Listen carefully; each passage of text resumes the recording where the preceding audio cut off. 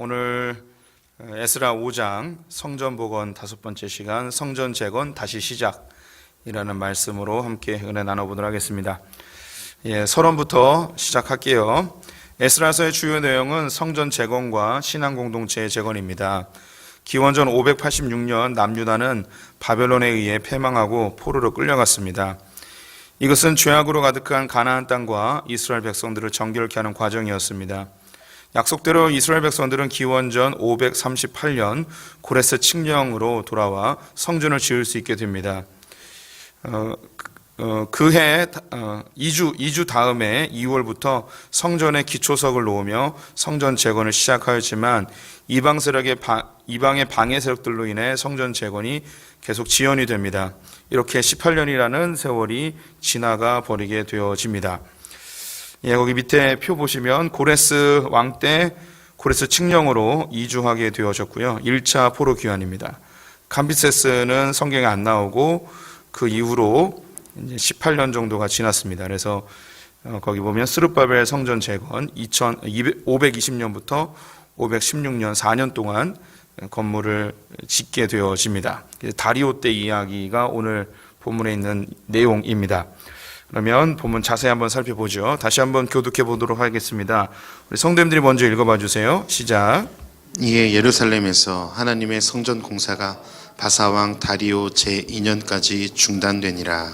선지자들 곧 선지자 학개와 이도의 손자 스가랴가 이스라엘의 하나님의 이름으로 유다와 예루살렘에 거주하는 유다 사람들에게 예언하였더니 이에 살디엘의 아들 스룹바벨과 요사닥의 아들 예수아가 일어나 예루살렘에 있던 하나님의 성전을 다시 건축하기 시작하매 하나님의 선지자들이 함께 있어 그들을 돕더니. 1번입니다. 예루살렘 성전 재건이 언제까지 중단되었나요? 다리오 2년까지 중단이 되어졌습니다. 성전 재건 다시 시작. 기원전 538년 고레스 칙령으로 포로로 끌려갔던 이스라엘 백성들이 스룹바벨과 함께 49,697명이 예루살렘으로 돌아오게 됩니다. 이들은 그해 7월 절기를 맞아 무너진 성전터에 제단을 쌓고 감격적인 첫 예배를 드리죠. 각자의 처소에서 일단 정착 작업을 한 후 다음해 2월부터 성전의 기초를 놓으며 성전 재건을 시작하게 됩니다. 하지만 순조롭게 진행될 것만 같았던 성전 공사는 이방 세력들에 의해 지속적으로 방해를 받게 됩니다. 심리적인 미혹, 뇌물에 의한 관리들의 방해, 급기야는 페르시아 왕에게 고발장까지 보내게 됩니다. 안타깝게도 지속적인 이방인들의 방해는 이스라엘 백성들의 손에 힘을 빠지게 하였고 다리오 왕 2년까지 무려 16년 동안 성전 재건 공사는 흐지부지 중단되고 맙니다. 다리오 왕 제2년에 성전 재건이 다시 시작되었다고 하는데요. 다리오 왕은 고레스 왕의 손자인데요. 기원전 490년 페르시아와 그리스와의 2차 대전으로 유명한 마라톤 전투에서 대패를 한 것으로 유명합니다. 이 일로 다리오 왕의 아들 크세르크세스, 성경에는 아하수에르라고 되어 있죠. 아하수에르가 그리스에게 복수하기 위해 많은 국력을 쏟아부어 아닥사스다 왕에 대해 쏟아부어서 아닥사스다 왕 때의 페르시아 힘이 많이 약화되게 됩니다. 이 크세르크세스가 그 영화 300에 나오는 그 사람이에요. 스파르타하고 싸울 때 크세르크세스가 그리스를 그렇게 공격하려고 했던 이유가 아버지 때문이에요.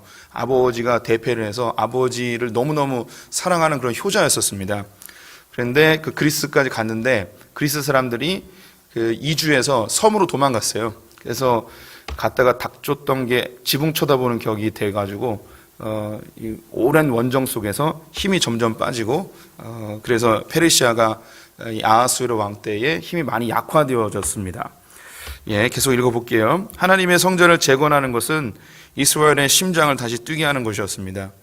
이 일은 이스라엘의 소망이기 전에 하나님의 소망이셨습니다.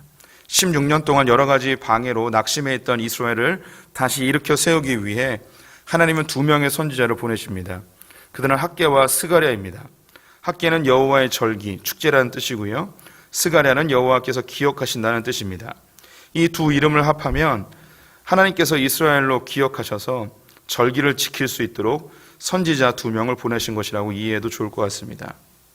하나님은 학개 선지자를 통해 이스라엘 백성들을 깨우십니다. 이 학개와 스가랴가 오늘 등장을 하는데요. 어떤 이야기를 했는지 오늘 본문에는 하나도 안 나와 있어요. 그런데 학개서와 스가랴서에 그 내용이 다 담겨 있습니다. 전체를 볼 수는 없지만 중요한 구절 몇 개만 함께 볼게요. 학개서 1장에 보시면 그 백성들을 깨우는 하나님의 말씀이 있습니다. 우리 1절부터 15절까지 교독해 볼게요. 제가 먼저 읽습니다. 이 성전이 황폐하였거늘 너희가 이때에 판벽한 집에 거주하는 것이 옳으냐? 너희가 많이 뿌릴지라도 수확이 적으며 먹을지라도 배부르지 못하며 마실지라도 흡족하지 못하며 입어도 따뜻하지 못하며 일꾼이 삭슬 받아도 그것을 구멍 뚫어진 전대에 넣음이 되었니라. 너희가 많은 것을 받았으나 도리어 적었고 너희가 그것을 집으로 가져갔으나 내가 불어버렸느니라. 나 만군의 여호와가 말하노라. 이것이 무슨 까닭이냐? 내 집은 황폐하였을 때 너희는 각각 자기 집을 짓기 위하여 빨랐음이라.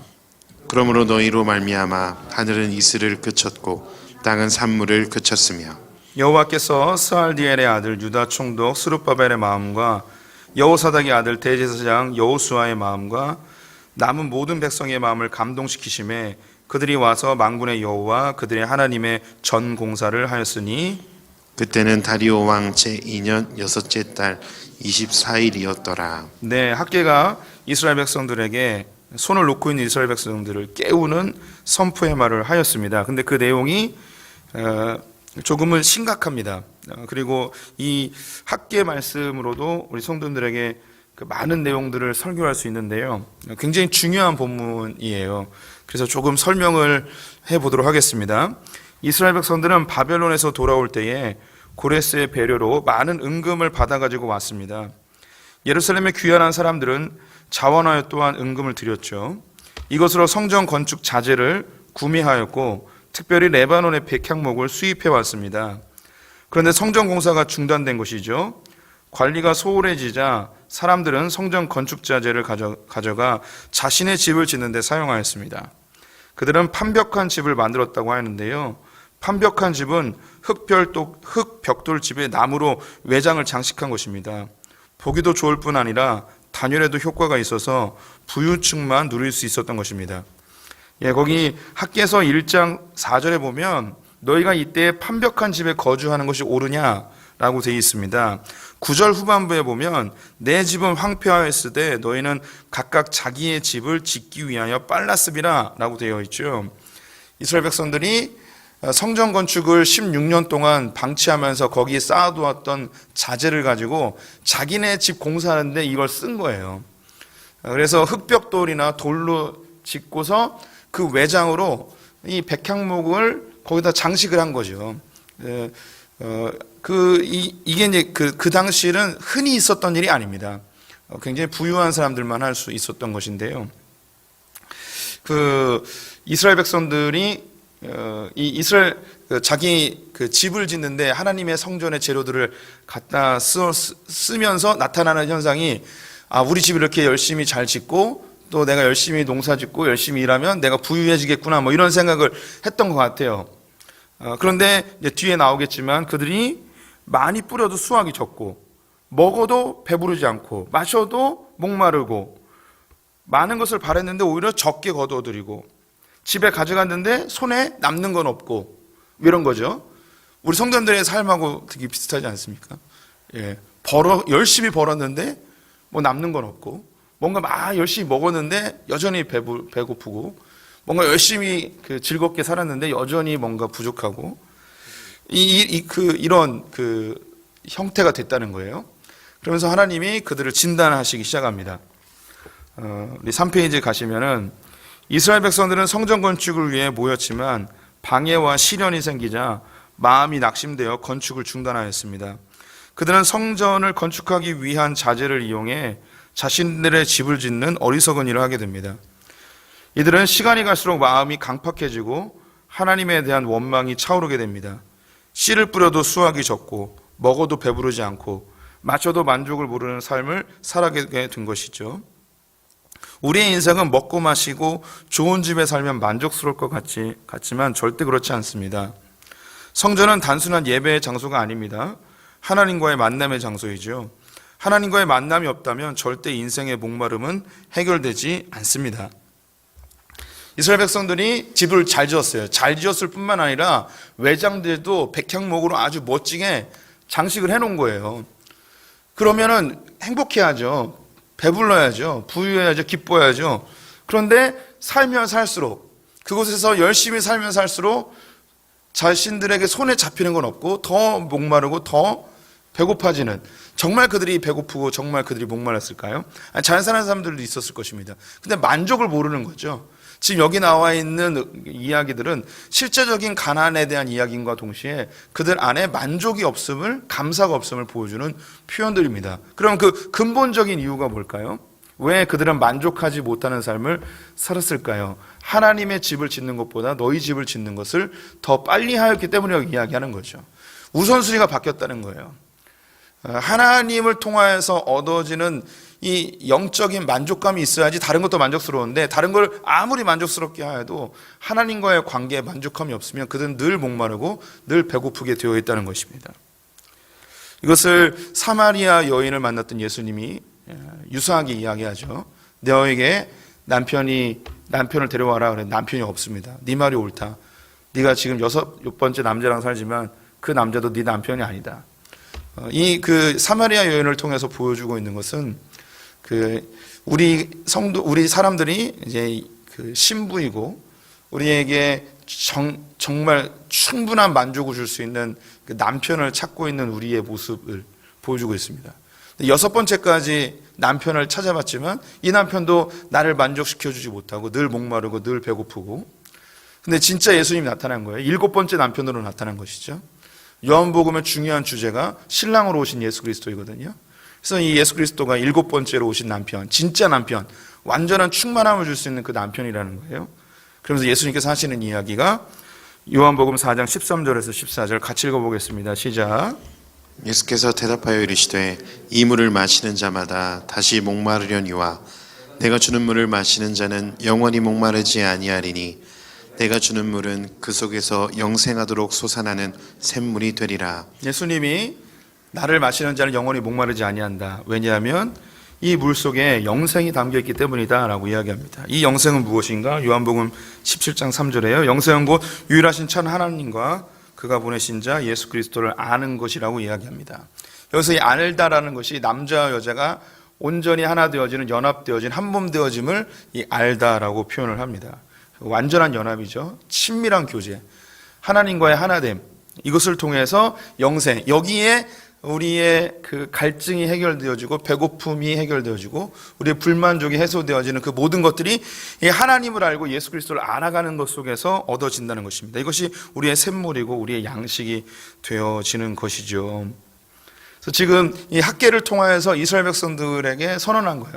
너희들이 그렇게 집을 잘 짓고 열심히 한다고 해서 너희들의 만족감이 있을 것 같냐? 성전 짓는 것이 어렵고 힘들고 방해 세력이 있고 너희들을 회방하고 이런 장애물들이 있다고 해서 이거 잠깐 내려놓고 이거 어려우니까 다음에 해야지, 좀 상황이 좋아지면 해야지, 이렇게 놔두고 너희들 일부터 한다고 해서 너희들이 정말 배가 부르렀냐? 정말 목마름이 해결됐냐? 정말 행복하냐? 라고 주님이 그들에게 지적하고 있는 거예요. 그래서 아니다. 너희들 봐라. 그렇게 씨를 뿌렸는데 걷어들인 건 적고 집으로 잔뜩 가진 것 같은데 손에 잡힌 건 없고 여전히 목마르고 여전히 배고프지 않냐? 너희들 그게 중요한 게 아니고 먼저 하나님의 성전을 짓는 것, 이미 경험해봐서 알지 않냐? 너희들의 만족감이 없지 않냐? 주님의 성전을 먼저 지어라 라고 학계를 통하여서 선포하십니다. 계속 읽어볼게요. 이 16년 동안 가장 힘들었을 사람이 있는데요. 그 사람은 바로 지도자 총독 스룹바벨입니다. 스룹바벨은 포로 귀환자들의 지도자로 유다 땅까지 왔는데 성전 재건은 언제 이루어질지 모르고 계속되는 방해, 흩어지는 사람들의 마음을 보면서 패배감과 절망감에 사로잡혀 있었을 것입니다. 이때 하나님은 스가랴를 통해 스룹바벨을 깨우십니다. 스가랴서에 보면 이 스룹바벨을 깨우는 장면이 있는데요. 스룹바벨 4장 6절부터 10절까지 교독해 보도록 하겠습니다. 우리 성도님들이 먼저 읽어봐 주세요. 시작. 그가 내게 대답하여 이르되 여호와께서 스룹바벨에게 하신 말씀이 이러하니라. 만군의 여호와께서 말씀하시되 이는 힘으로 되지 아니하며 능력으로 되지 아니하고 오직 나의 영으로 되느니라. 큰 산아 내가 무엇이냐 내가 스룹바벨 앞에서 평지가 되리라. 그가 머릿돌을 내놓을 때에 무리가 외치기를 은총 은총이 그에게 있을지어다 하리라 하셨고, 여호와의 말씀이 또 내게 임하여 이르시되 스룹바벨의 손이 이 성전의 기초를 놓았은즉 그의 손이 또한 그 일을 마치리라 하셨나니 만군의 여호와께서 나를 너희에게 보내신 줄을 내가 알리라 하셨느니라. 작은 일의 날이라고 멸시하는 자가 누구냐? 사람들이 스룹바벨의 손에 다림줄이 있음을 보고 기뻐하리라. 이 일곱은 온 세상에 두루 다니는 여호와의 눈이라 하니라. 예, 설명 읽어보겠습니다. 하나님은 낙심한 스룹바벨을 깨우십니다. 이는 힘으로도 되지 아니하고 능력으로도 되지 아니하고 오직 나의 영으로 되느니라. 스룹바벨은 책임감 있게 성전을 재건하려고 다방면으로 노력했지만 16년 동안 아무 일도 일어나지 않은 것입니다. 하나님은 큰 산이 평지가 되는 역사가 스룹바벨을 통해 이루어질 것이라고 예언을 합니다. 네, 여기 추가적으로 조금만 더 설명을 하면 스룹바벨은 왕족이었습니다. 총독으로 세워졌고요. 그 이스라엘 백성들의 성전을 짓는 것이 그의 유일한 소망이었을 것입니다. 그 누구보다도 책임감 있게 하였던 것이죠. 힘으로도 능으로도 자기가 할 수 있는 모든 것을 동원해서 하려고 하였지만 이방 세력들의 방해, 페르시아 관리들의 그를 협박하고 때로는 살해의 위협도 있으리라고 생각이 듭니다. 또 백성들이 몰래 밤중마다 자재를 훔쳐가서 자기의 집을 짓고 있고 하나 둘씩 모였던 사람들이 떠나가 버리고 이제 더 이상 자기의 힘으로 성전을 짓는 것이 다 안 됐을 때 그는 어딘가로 숨어버리고 싶었을 거예요. 아니 진짜 어딘가에서 은둔하면서 그냥 세월이 지나가기를 내 사역이 끝인가 보다 그렇게 해서 자기의 인생을 허비하는 듯이 그렇게 보냈을 것 같습니다. 그런데 스가랴를 불러서 이 스룹바벨을 다시 깨워냅니다. 하나님의 일은 능으로도 안 되고 힘으로 되는 게 아니다. 하나님의 영으로 되는 것이다. 그래서 하나님의 영을 내가 너에게 부어주겠으니 이 작은 일을 한다고 비난했던 사람들에게 하나님께서 하셨음을, 하나님께서 너와 함께 하셨음을 보여줄 것이다. 네가 기초를 놓았으니까 네가 완성해내야 된다 하면서 이 스룹바벨을 다시 일으켜 세우죠. 여기에 또 한 명이 등장을 합니다. 그가 누구냐면 대제사장 예수아입니다. 다른 언어로 이제 여호수아라고 되어 있는데요. 읽어볼게요. 또 한 명의 위로가 필요했습니다. 대제사장 예수아였습니다. 하나님은 환상을 통해 예수아를 다시 일으켜 세우십니다. 스가랴 3장 교독해 볼게요. 제가 먼저 읽습니다. 대제사장 여호수아는 여호와의 천사 앞에 섰고 사탄은 그의 오른쪽에 서서 그를 대적하는 것을 여호와께서 내게 보이시니라. 여호와께서 사탄에게 이르시되 사탄아 여호와께서 너를 책망하노라. 예루살렘을 택한 여호와께서 너를 책망하노라. 이는 불에서 꺼낸 그슬린 나무가 아니냐 하실 때에 여호수아가 더러운 옷을 입고 천사 앞에 서 있는지라. 여호와께서 자기 앞에 선 자들에게 명령하사 그 더러운 옷을 벗기라 하시고 또 여호수아에게 이르시되 내가 내 죄악을 제거하여 버렸으니 내게 아름다운 옷을 입히시라 하시기로 내가 말하되 정결한 관을 그의 머리에 씌우소서 하며 그 정결한 관을 그 머리에 씌우며 옷을 입히고 여호와의 천사는 곁에 섰더라. 이스라엘의 영적 상태와 예배를 책임지는 대제사장 여호수아 역시 큰 낙심에 빠져 있었습니다. 하나님 환상을 통해 다시 힘을 얻게 하셨습니다. 여호와의 천사 앞에 사탄과 예수아가 있었습니다. 여호와께서 사탄을 책망하신다고 합니다. 이는 이스라엘 백성들을 불 속에 던져서 완전히 그슬린 나무처럼 되었기 때문이라고 합니다. 사탄이 성전 건축을 방해하는 것을 비유적으로 이야기한 것이죠. 이 과정에서 예수아는 자기 백성을 돌이키기 위해 온갖 수고를 다하였는데 그것을 더러운 옷으로 비유하고 있습니다. 하나님은 예수아의 더러운 옷을 벗기고 아름다운 옷을 입히십니다. 머리엔 정결한 관을 씌우시고 다시 일어나 사명을 감당하도록 명령하시는 환상이었습니다. 예수아를 일으키시는 데는 환상을 보이신 거예요. 여호와의 천사 옆에 한쪽에는 사탄이, 한쪽에는 예수아가 있는 거죠. 재판을 하듯이 보여주는 거예요. 그러면서 이 재판관인 여호와의 천사가 이 사탄을 징계합니다. 너 이놈, 내가 너를 심판할 거야. 왜냐하면 우리 백성들을 마치 불에 던져진 그 그을린 나무처럼 완전히 그 생명력 없게 완전히 시커멓게 만들어 버렸어. 성전을 짓지 못하게 그 마음을 다 낙심하게 만들었지. 내가 너를 심판할 거야 하면서 그 불구덩이에서 그 자기 백성들을 어떻게든 다시 끄집어내려고 힘쓰는 예수와, 그래서 그 에봇이 온몸이 다 숯검덩이로 다 더러워진 그 예수와를 꺼냅니다. 이 모습, 이 환상 자체가 예수와에게 엄청난 위로를 주었으리라고 저는 확신해요. 나름대로 이 백성들을 깨우기 위하여 다시 재원신시키기 위해서 몸부림쳤던 그 예수와, 그래서 자기 온몸에 덕지덕지 그을림으로 가득한, 근데 내 힘으로는 도저히 안 되는, 나의 수고를 아무도 몰라주는 것 같았던 그 상황 속에서 하나님께서 그 예수와를 다 건져내면서 너 그 옷 벗어라. 내가 너의 그 수고를 다 안다. 네가 얼마나 힘들어하고 얼마나 애썼는지 내가 다 알아. 걱정하지 마 하면서 그 옷을 다 벗기고 새로운 옷을 입히죠. 그리고 우리 터번이라고 그러죠. 이 관이에요. 터번을 벗기죠. 터번도 다 더러워졌어요. 그래서 새로운 터번을 씌우면서 너 이제 다시 시작해. 그의 마음속에 변화되지 않는 백성들, 돌이키지 않는 백성들 보면서 얼마나 마음이 낙심됐겠습니까? 그런데 하나님이 이런 환상으로 너 괜찮아. 네가 잘못한 거 아니야. 사단이 그들의 마음을 훔쳐간 거야. 그들을 괴롭힌 거야. 그래서 사탄을 징계하시고 또 다시 정결하게 백성들의 마음을 일깨우며 성전을 열심히 지어나가고 권면하고 있습니다. 참 그 위로의 하나님, 이 하나님이 우리 성도님들의 수고를 알고 있습니다. 우리가 선을 행하되 낙심치 아니하면 때가 되었을 때 주님께서 이루실 줄 믿습니다. 하나님은 끊임없이 우리를 다시 일으켜 주님의 길을 걷게 하죠. 반면에 사단은 우리를 죄책감과 낙심과 부끄러움과 비교와 경쟁 등을 통해서 하나님의 길을 걷지 못하도록 뒤로 물러가 침눈에 빠지도록 우리를 계속해서 유혹하고 있습니다. 우리가 지난 시간에도 보았는데 통치자들과 권세들과 세상의 주관자들을 통해서 이 이스라엘 백성들이 성전 짓는 것을 가로막았는데 그 배후에는 그 사람들이 있었던 것이 아니고 배후에 사단이라는 존재가 있음을 이 스가랴서에서 명확하게 보여주고 있는 것이죠. 계속 읽어볼게요. 선지자는 하나님의 말씀을 이 땅에 선포하는 자들입니다.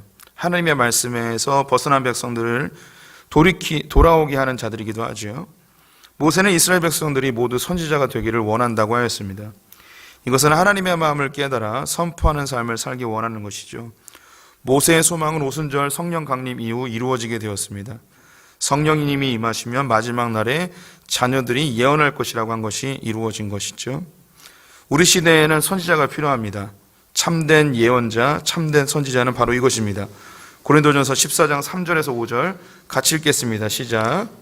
그러나 예언하는 자는 사람에게 말하여 덕을 세우며 권면하며 위로하는 것이요 방언을 말하는 자는 자기의 덕을 세우고 예언하는 자는 교회의 덕을 세우나니 나는 너희가 다 방언 말하기를 원하나 특별히 예언하기를 원하노라. 네, 예언은 미래 점치는 게 아닙니다. 이제 소풍교회에 한 5년 이상 다니신 분들은 이거 헷갈리면 안 돼요. 예언은 점치는 게 아니에요. 미래를 보는 게 아닙니다. 예언은 하나님이 말씀하신 것을 이 땅 가운데 선포하는 것을 예언이라 이야기합니다. 또한 하나님의 말씀대로 살지 않는 자를 하나님의 말씀대로 살게끔 하는 것이 예언입니다. 그래서 예언이 무엇인지 고린도전서에서 명확하게 설명을 해주고 있는 것이죠. 다시 제가 읽어볼게요.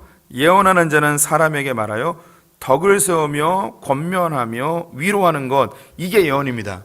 하나님의 말씀으로 낙심해 있는 자, 그를 위로하여서 권면하여서 하나님의 길을 다시 걷게 하는 것, 그리하여서 교회를 교회되게 하는 것, 무너진 성전을 다시 쓰는 것, 여기에 나와 있는 이 스가랴와 학개가 했던 그 일이 선지자의 일이고 하나님이 원하시는 그 하나님의 마음으로 우리의 쓰러진 지체들을 세우는 것이 선지자의 역할입니다.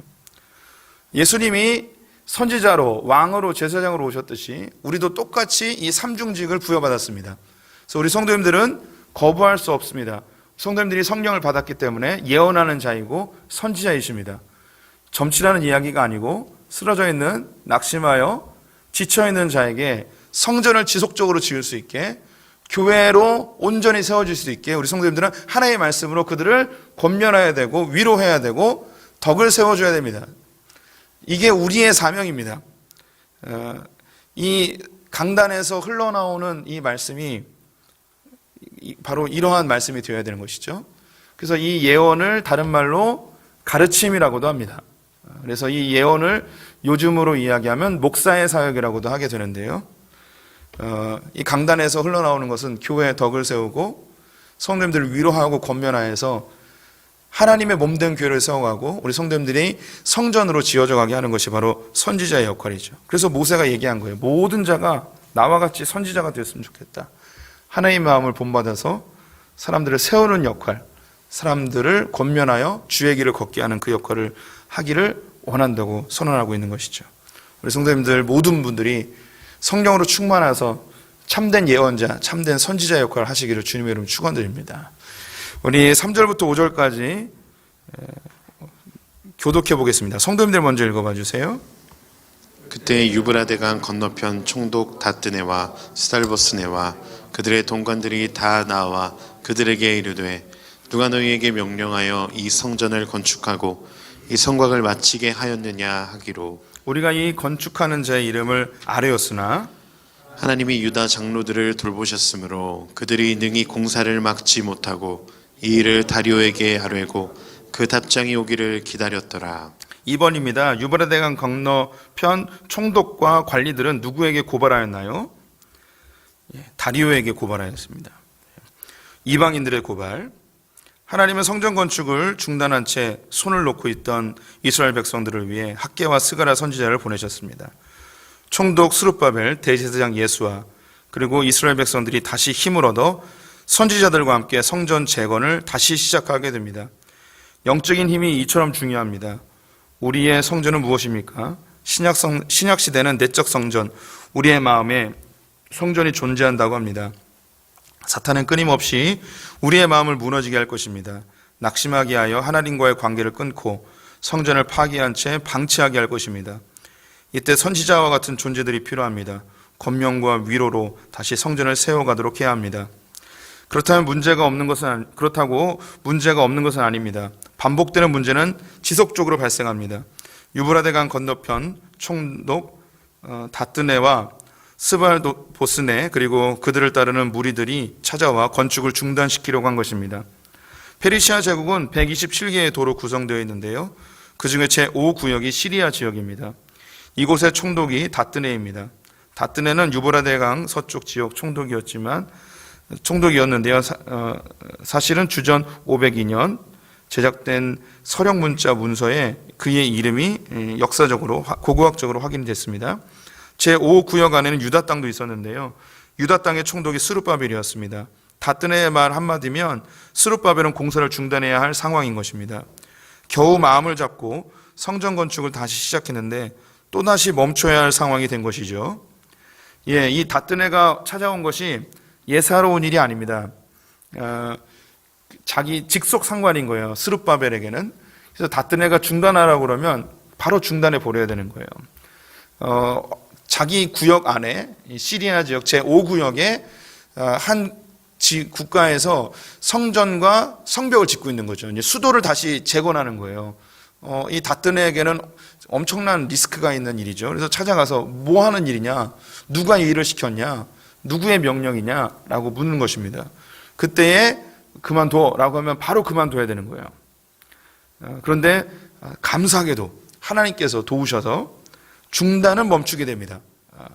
그 다리오 왕에게 갔던 그 고발장의 답신이 올 때까지 계속 건축을 할 수 있게끔 하나님이 도우신다는 표현이 그 뒤에 나옵니다.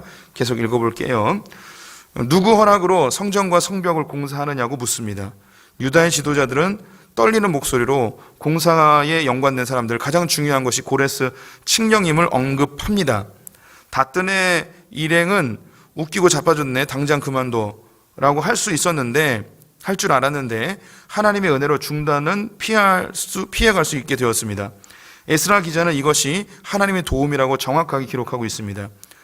이것은 그 전에 고레스 칙령을 이야기하여도 페르시아 관리들에 의해 수없이 중단된 사건이 있었기 때문입니다. 다행히 다튼의 일행이 다리오에게 공사와 관련된 사항을 확인한 서신을 보냈고 답신을 기다리는 동안 공사를 진행할 수 있게 되었습니다. 이스라엘이 결단할 때 하나님은 돕기 시작하신 것입니다. 6절부터 13절 교독해 볼게요. 제가 먼저 읽습니다. 유브라데강 건너편 총독 다뜨네와 스발보스네와 그들의 동관인 유브라데강 건너편 아바삭 사람이 다리오 왕에게 올린 글의 초본은 이러하니라. 그 글에 일렀으되 다리오 왕은 평안하옵소서. 왕께 아뢰옵나니 우리가 유다 도에 가서 지극히 크신 하나님의 성전에 나아가 본즉 성전을 큰 돌로 세우며 벽에 나무를 얹고 부지런히 일함으로 공사가 그 손에서 형통하옵기에 우리가 그 장로들에게 물어보기를 누가 너에게 명령하여 이 성전을 건축하고 이 성곽을 마치라고 하였느냐 하고 우리가 또 그 우두머리들의 이름을 적어 왕에게 아뢰고자 하여 그들의 이름을 물은즉 그들이 우리에게 대답하여 이르기를 우리는 천지 하나님의 종이라 예전에 건축되었던 성전을 우리가 다시 건축하노라. 이는 본래 이스라엘의 큰 왕이 건축하여 완공한 것이었으나 우리 조상들이 하늘에 계신 하나님을 노엽게 하였으므로 하나님이 그들을 갈대아 사람 바벨론 왕 느부갓네살의 손에 넘기심에 그가 이 성전을 헐며 이 백성을 사로잡아 바벨론으로 옮겼더니 바벨론 왕 고레스 원년에 고레스 왕이 조서를 내려 하나님의 이 성전을 다시 건축하게 하고 3번입니다. 유다 장로들은 성전이 왜 무너졌다고 설명하였나요? 예, 맞습니다. 하나님을 노엽게 하였습니다. 이만한 믿음을 소풍교에서 본 적이 없습니다. 감사합니다. 예, 고발장 초본 유브라데강 건너편 총독 다뜨네와 그 지역 동료 관료들이 예루살렘 사람들이 성전과 성벽 공사를 허락 없이 진행한다는 이야기를 듣고 현장 감사를 왔습니다. 이미 고레스 칙령이 내려진 지 18년이 지난 상태였기 때문에 새로 바뀐 총독의 경우에는 성전 건축의 배경을 전혀 몰랐을 가능성이 높습니다. 이스라엘 사람들이 성전과 성벽을 쌓는 것을 보면 당연히 반란을 꾀하는 것으로 의심할 수 있는 상황이죠. 직접 찾아와 물어보니 고레스 칙령에 의해 진행하는 것이라고 대답을 한 것입니다. 이에 총독 다뜨네는 함께한 관리들과 함께 다리오 왕에게 진위 여부를 확인하기 위한 서신을 보내게 됩니다. 그 서신의 내용을 구체적으로 기록하고 있는데요. 다뜨네 총독이 누가 명령하여 성전을 짓게 되었는지 질문하였을 때에 고레스 칙령에 의해 진행된다고 대답을 합니다. 이 과정에서 유다 장로들은 성전 파괴의 원인에 대해 진술합니다. 바로 하늘에 계신 하나님을 노엽게 하였으므로 성전이 느부갓네살 손에 파괴되었다고 합니다. 유다 지도자들은 이스라엘 멸망의 이유를 정확하게 알고 있었습니다. 하나님의 구원의 역사는 우리가 죄인임을 인정하는 자리에서 시작이 됩니다. 반대로 여전히 죄인됨의 증거는 남 탓을 하는 것이죠. 에덴 동산에서 아담은 하와를 탓하였고 하와는 뱀을 탓하였습니다. 포로 귀한 자들은 나라의 멸망과 성전 파괴의 이유가 자신들에게 있음을 인정하고 예루살렘으로 돌아온 것이 하나님의 구원의 역사임을 고백하고 있는 것이죠. 예루살렘으로 돌아온 사람들의 신앙 고백이 이 안에 담겨 있어요. 이들은 힘도 없었고 능력도 없었습니다. 주변에 있었던 세력들은 성전 건축을 아주 교묘하고 그리고 구체적이고 그리고 끈질기게 방해하고 있었습니다. 뭐 이렇게 목숨 걸고 방해하는지 거의 60여 년 동안 방해를 하게 되는데요. 그런데 하나님께서 하나님의 열심으로 학개와 스가랴를 보내주시고 우리 지난 주일에 보았던 에스라를 보내시고 그리고 느헤미야를 보내셔서 이 백성들보다 하나님이 더 이 성전이 재건되기를 간절히 원하시는 게 이 상황 속에서 느껴지고 있습니다. 그러면 하나님이 이런 열심을 동원하시는 이유는 무엇인가? 당연히 성전이 지어지기 원하시는 하나님의 마음도 있겠죠. 하지만 더 중요한 것은 이스라엘 백성들의 마음이 준비되었기 때문입니다. 그 마음이 뭐냐면 우리가 범죄하여서 이 성전이 무너지게 되었습니다. 그들이 하나님 앞에 죄인됨을 인정할 때 하나님은 그 죄인됨을 인정하는 그 자리에서 하나님의 구속의 역사, 하나님의 새로운 일들을 해나가기 원하시는 것이죠. 이게 하나님이 하시는 일의 현장입니다. 에덴 동산에서 범죄한 아담이 하나님이 두려워 나무 뒤에 숨었죠. 하나님께서 아담아 아담아 부르십니다. 네가 어디 있느냐? 그때 하나님이 아담에게 기대하시는 대답이 있습니다. 그 대답은 하나님 잘못했습니다. 정말 너무 먹고 싶어서 먹어버렸습니다. 한 번만 용서해 주십시오.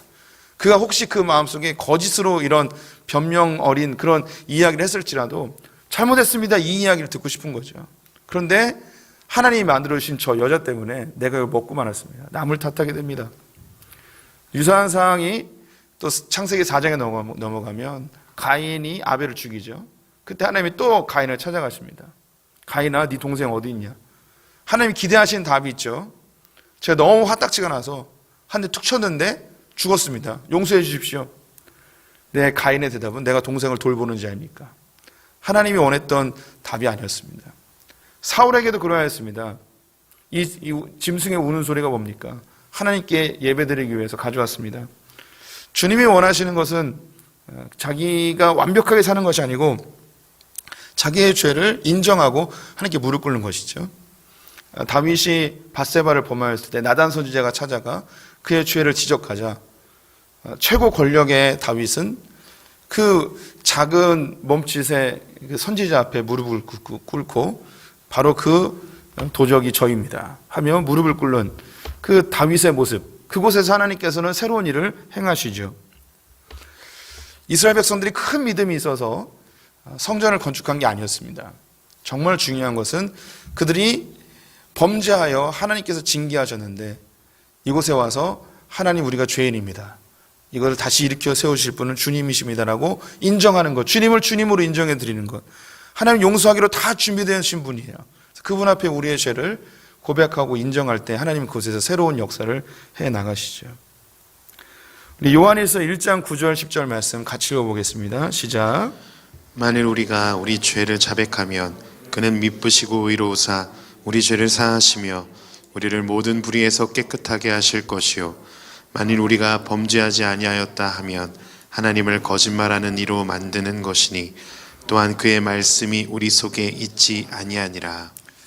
14절부터 15절 교독합니다. 제가 먼저 읽습니다. 또 느부갓네살이 예루살렘 하나님의 성전 안에서 금, 은 그릇을 옮겨다가 바벨론 신당에 두었던 것을 고레스 왕이 그 신당에서 꺼내어 그가 세운 총독 세스바살이라고 부르는 자에게 내주고 일러 말하되 너는 이 그릇들을 가지고 가서 예루살렘 성전에 두고 하나님의 전을 제자리에 건축하라 하매 이에 이 세스바살이 이르되 예루살렘 하나님의 성전 지대를 놓았고 그때로부터 지금까지 건축하여 오나 아직도 마치지 못하였다 하였사오니 이제 왕께서 좋게 여기시거든 바벨론에서 왕의 보물 전각에서 조사하사 과연 고레스 왕이 조서를 내려 하나님의 이 성전을 예루살렘에 다시 건축하라 하셨는지 보시고 왕은 이 일에 대하여 왕의 기쁘신 뜻을 우리에게 보이소서 하였더라. 4번입니다. 총독 다뜨네는 다리오 왕에게 바벨론 왕 보물 정각에서 무엇을 조사해달라고 부탁하였나요? 고레스 왕의 조서를 찾아달라고 서신을 보낸 것이죠. 고발장의 요구. 유다의 장로들은 다뜨네 총독에게 바벨론에서 돌아올 때 고레스 왕이 행한 일을 자세히 설명하였습니다.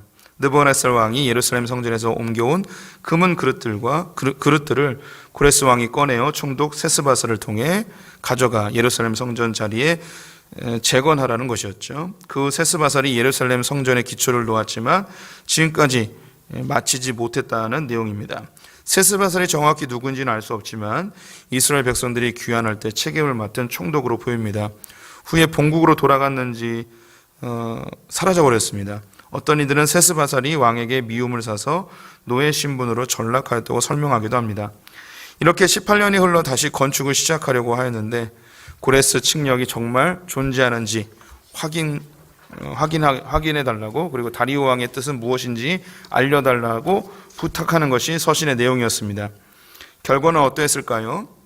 6장에 나와 있습니다. 다행히 고레스 측령이 있었습니다. 뿐만 아니라 다리오 왕은 그들이 필요로 하는 모든 것을 다 지원해 주라고 답신을 하게 됩니다. 학개와 스가랴의 예언의 말씀이 이스라엘 백성과 스룹바벨 그리고 대제사장 예수야의 마음에 힘을 주었습니다. 하나님의 말씀으로 힘을 얻은 백성들은 총독 다뜨네의 회방에도 포기하지 않고 성전 건축을 지속하게 되었습니다. 뿐만 아니라 백성들의 결단을 보신 하나님은 공사를 중단되지 않도록 은혜를 베풀어 주셨습니다. 굉장히 긴장감 넘치는 그런 부분인데, 우리가 이렇게 편안하게 들으니까 별로 긴장감은 없습니다. 우리 성도님들의 삶에 하나님이 우선인지 나의 삶이 우선인지 다시 한번 점검해보는 그런 시간이 되었으면 좋겠습니다. 우리가 하나님으로 인하여서 그 마음에 영생의 충만함, 하나님 주시는 그 영생의 기쁨이 없으면 이 땅에는 모든 것을 소유하여도 우리의 마음속에 진정한 만족감은 존재하지 않게 되어질 것입니다.